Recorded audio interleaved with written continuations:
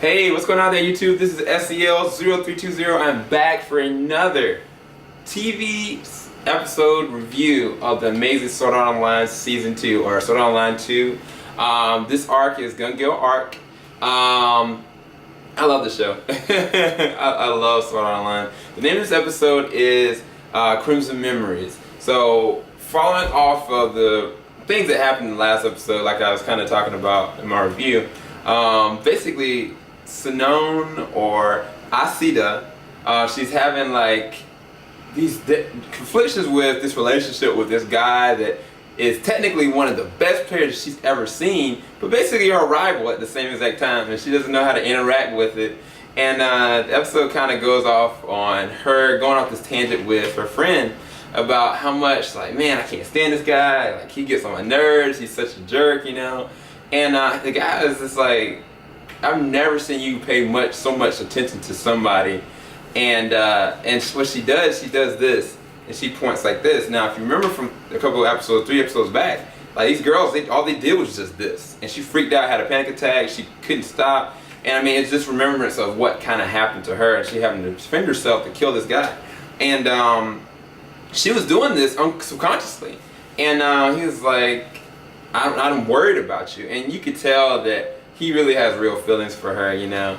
And I thought this part was interesting how they pulled it, because the Japanese translation, when I was like translating and watching it, the English subtitles, it gave off the inclination that she was not interested in her. You know, she was not interested in him, but he was really interested in her. And that question got pulled up, and I thought that she said she's kind of no. And this one, she was like, yeah, of course, like, this would be something that'd be present, because you're one of the only people that actually really knows me. Because what happened was he kept on like holding her hand and trying to talk her through, because they felt like he was losing her. Even though she was saying she had problems with Kirito, like, it's evident Kirito is on her mind, and he's scared to lose her. And so eventually he kind of embraced her and hugged her, and she pushed him off. And when she did that, like, he was like talking to her, and like she kind of was like I said, like, she's like, you're one of the only people that really understands me and gets me, but yet, like, I have to make sure I'm okay. And I need to do it on my own. I can't have you be my crutch, you know. I have to be able to motivate myself to get out of my own empathy and my own issues. And she said, and I quote, "Will you wait for me?" And, you know, and he kind of was like, he didn't really respond, and then she's like, "Thank you."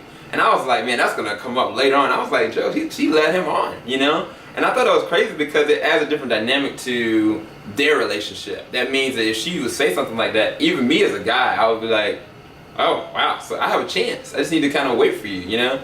And then on the turn side, you got stuff that's going on with Kirito. Kirito, he was talking with his sister early on in the morning, and his sister was like, look, I see your name in this paper. Like, I know you're in this game. I know you traded over.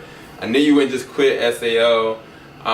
What's going on, you know? And he kind of kept it coy, and she knows that he's in a tournament, but she doesn't know with the death gun the reason why he's in the tournament. And so she's like, their relationship is just so weird. It's amazing, but it's weird, because she kind of came out really to him real close, you know, and she was trying to comfort him. She was like, I was about to break down your door, but I knew you would piss you off. And she just really was trying to kind of comfort him and be there for him, like, look, everything's going to be okay, but at the same time, I'm here for you. And then she outed that she talked to Asuna about it. And I thought it was funny, because when he got to his room and stuff like that, he kind of called Asuna, and she's like, what's wrong? And it's like, I'm okay, you know. She's like, go ahead and say it. He was like, I just really want to hear your voice. I was like, oh, that's so romantic, you know. But even with them interacting, he's trying to hold all this stuff in, and it's weird. Like, it's an interesting dynamic, and that, like, the writing is perfect for this premise, because the fact is, he's leaving on his shoulders the weight of the guilt and the stuff that's going on with what's happened in the past, and even with this whole death gun situation. He's leaving all this weight on himself and not allowing anybody to really kind of help him, which segues into, like I said, later on he goes to this location for where the nurse is, and he was kind of talking to her about like, well, did you ever go into like trauma and help people before you were helping me? And she's like, yeah. He's like, yeah, I did. And he was like, "Did you ever witness anybody dying? Like, did you help?" And he's like, "Yeah, of course I did."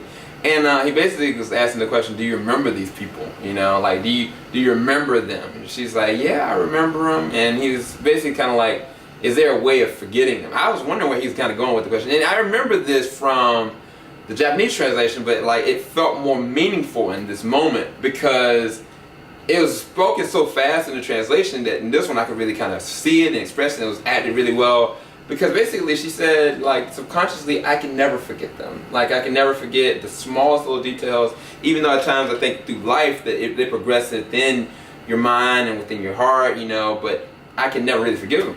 And he says, well, that says everything about me. That means I'm a monster, like I'm all this and that, you know. And she's like, you're not a monster, you know? And he just breaks down. And some of the dialogue that happens in this, some of the best dialogue that I've seen, because it breaks down the layers of Kirito. Like, if you remember the first, like, episode of Sword Art Online Season 1, he was a loner. And, you know, I mean, there are people that died, and those deaths might be on his heart still. And one of the things that she had pointed out to him, she was like, you think you're so heartless. The reason why you're suffering is because you care, you know? And even with that, she was like, you didn't kill those people because you claimed to be malice and you were doing it out of anger and all this and that. Every person that you come in contact, it's about you wanting to preserve them, to save them, and keep somebody safe as survival. That's who you are, you know? And I thought it was kind of weird because she's got this, like, sexual tension with him. I thought it was really weird. She's like, yeah, stud, or something like that, before he got into the game. But their dialogue, it opened me up to a different side of Kirito, that even though we've seen him most of the show, we don't think about the impact of what all the weight and the burden that he's put on him. Because she even was like, I wish I could relinquish this burden, or at least take half of it, you know, because this is not your ownership. You should take, but at the same time, it defines you, you know, and you're an awesome person. And I thought it was really symbolic and really interesting premise, because for me to watch an anime and me to at least see a whole season of a person, I never would expect to get more from a character. You know what I'm saying? Like, you never expect that when they go through something like this, so it's like PTSD related or fear related, whether it be guilt related.